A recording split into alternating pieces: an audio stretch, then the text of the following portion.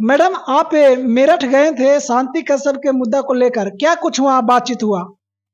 देखिए, मेरठ जब हम लोग शांति को लेकर गए हैं, हमारी टीम गई है, जी तो वहाँ पर हमारे जो मेरठ में जो वहाँ के जो सबसे बड़े पदाधिकारी हैं, जी तो उनसे मेरी बातचीत हुई। बातचीत के दौरान शांति के द्वारा लिखित आवेदन वहाँ सबमिट कर दिया गया और शांति ने अपना जो भी उसके पास परेशानी था लिखित रूप में दे दी है, अपना स्टेटमेंट दे दी है कि उसके साथ कैसे क्या क्या हुआ है। अब क्या है कि वहाँ के सर जो हैं सो आश्वासन दिए हैं कि ऑलरेडी मैडम, जब आप लोग का इस तरह का जब सोशल मीडिया पे वीडियो जैसे ही आप लोग का वायरल हुआ, जैसे ही हमारे यूनिट में यह मामला सामने आया, तो हम लोगों ने खुद ही उसको, मतलब जो उनका यूनिट है उससे हम लोग उसको खुद ही निकाल दिए और बोले कि जाओ पहले तुम्हारा न्यायालय में जो मामला है शांति को लेकर, चाहे जो भी है, पहले शांति के साथ तुम क्लियर करके आओ, उसके बाद तुम्हें ड्यूटी पे रखे जाएगी। अगर वो 5 साल भी अगर शांति के साथ अपना मामला क्लियर नहीं करता है, 10 साल भी लग जाता है, तो वो उसको दिक्कत होगा, हम लोगों को दिक्कत नहीं होगी, तो उसे तो क्लियर करके आना होगा। तो सबसे बड़ी बात है कि नारायणी शक्ति फाउंडेशन इस केस में शांति को बिल्कुल इंसाफ समझ लीजिए, तो आधा तो उसको मैं दिला दी। अब सूर्यकांत के पाने की उसकी लालसा है, तो कोई भी महिला हो चाहे कोई पुरुष हो, आप जबरदस्ती तो किसी के पास किसी को ढकेल नहीं दीजिएगा जब तक दोनों की अपनी मर्जी नहीं होगी। तो नारायणी शक्ति फाउंडेशन पर अगर कोई भी व्यक्ति इस तरह का अगर टिप्पणी कर रहे होंगे कि इंसाफ नहीं दिलाई, तो नारायणी शक्ति फाउंडेशन इंसाफ दिला दी। एक ऐसा देश का जवान जिसकी वर्दी धुमैल हो चुकी थी एक महिला के शोषण में, तो सबसे बड़ी बात है कि तो उसकी तो वर्दी छीना गई, उसकी वर्दी छीना गई, उसके सारे चीज छीना गए, नो ड्यूटी और नो सैलरी पर वो आ गया है। आज जिस तरह की शांति है उस तरह का वो बंदा है, वो भी रोड पर तो वो भी रोड पर, दोनों रोड पर। अब जिस दिन उस शांति को अपनाएगा वो दिन शांति उसके घर पर, वो ड्यूटी पर।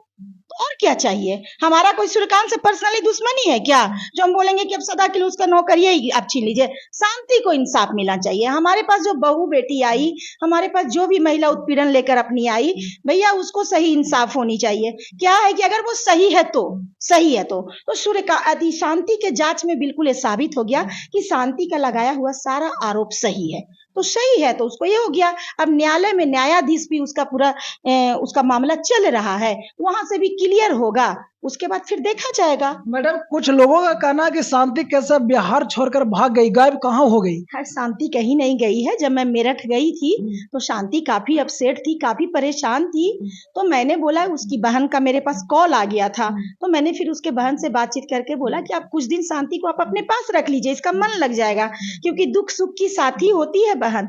तो चलिए, सारा परिवार इससे मुख मोड़ लिए हैं, लेकिन आप बहन है, कम से कम बहन के दर्द को समझिए। तो बहन उनको अपने घर लेके गई है। अभी शांति वहां अपने बहन के पास नोएडा में है और बहुत जल्दी फिर शांति का जो भी मुद्दा है, जो भी मामला है, फिर शांति आएगी। अभी उसका कोई यहाँ पे मुद्दा मामला ही नहीं है। अभी सूर्यकांत जी भी सस्पेंड हो गए हैं और उसके बाद शांति का अब न्यायालय में मामला है, जो न्यायाधीश आदेश देंगे उसका पालन किया जाएगा। मैडम और शांति को कोई नजरअंदाज भी नहीं कर सकते हैं, क्योंकि महिला है, महिला का शोषण हुआ है। आप क्यों तलाक दिलवाते हैं महिलाओं को? तो सबसे बड़ी बात है कि तलाकशुदा यहाँ कोई मुद्दा नहीं है। यहाँ एक महिला एक पुरुष का मुद्दा है कि एक महिला का शारीरिक शोषण हुआ है, वो महिला उसके साथ रहना चाहती है, सूर्यकांत उसको धोखा दे रहे हैं, तो जो धोखा दे रहा है वो कसूरवार है, जो साथ रहना चाहता है वो तो दोषी नहीं है क्या?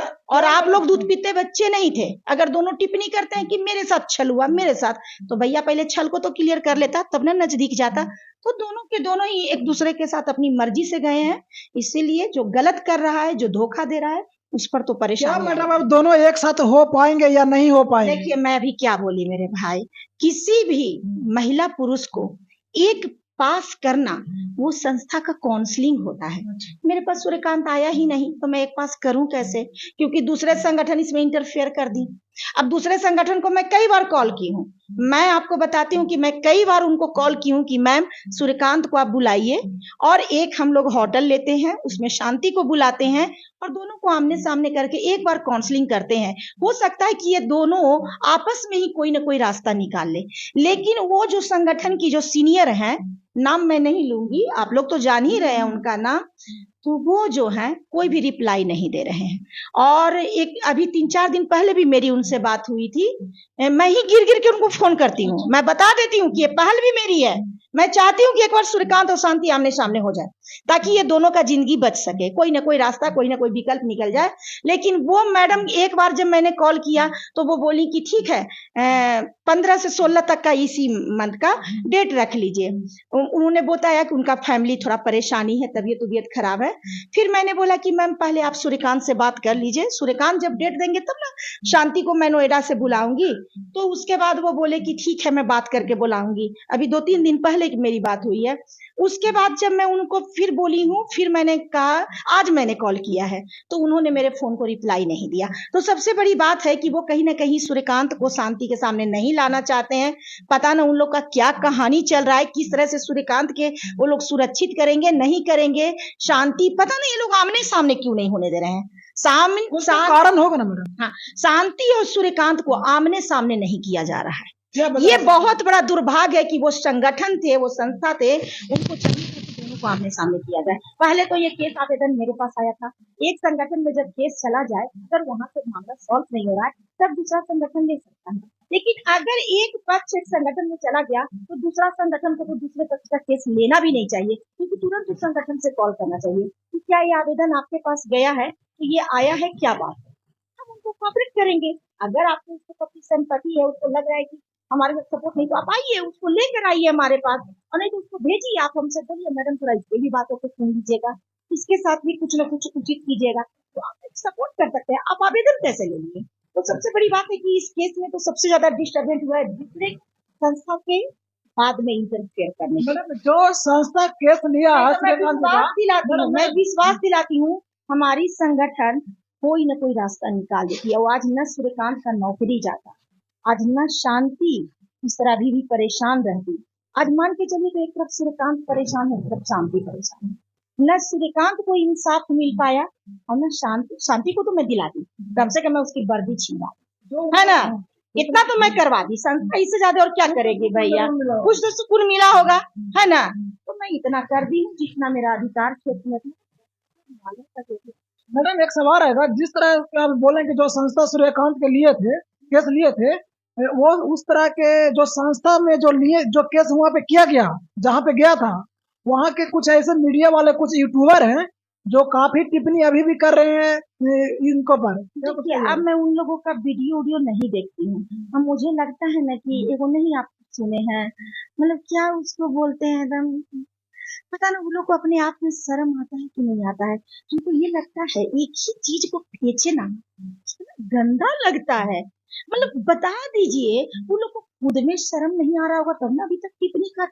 एक ही केस के पीछे पड़े हुए, अरे देश में कितना मामला चल रहा है, कितना तो टीआरपी लो भैया, और भी किसी चीज में लो। एगो शांति के पीछे कहला हाथ धो के पड़ गए हो भैया। हाँ, शांति को गलत ठहरा के तुम क्या साबित कर लोगे? शांति के 2 बच्चा है पहले पति से, शांति तलाकशुदा है, शांति के दूसरा पति बन के आया था, तब दूसरा पति का मामला है, तो तुम लोग इतना क्यों छीन मिला रहे हो? तुम लोग एक ही बात को क्यों फेंच रहे हो भैया? इतना क्या नौटंकी कर रहे हो? और कहीं पे जाओ उन लोगों को देखिए, अब उन लोगों के बारे में मैं यही बोलूंगी, अब मैं तो उन लोगों को भैया ही बोलती हूँ, क्योंकि भैया ये अगर नहीं रहेगा तो समझ लीजिए कि किसको कहाँ से क्या रद्दी उड़ा देगा। क्योंकि देखिए समाज में और भी पुरुष हैं, बहुत सारे मीडिया भाई हैं, बहुत सारे समाज सेवी लोग हैं, सभी लोग महिलाओं का सम्मान करते हैं।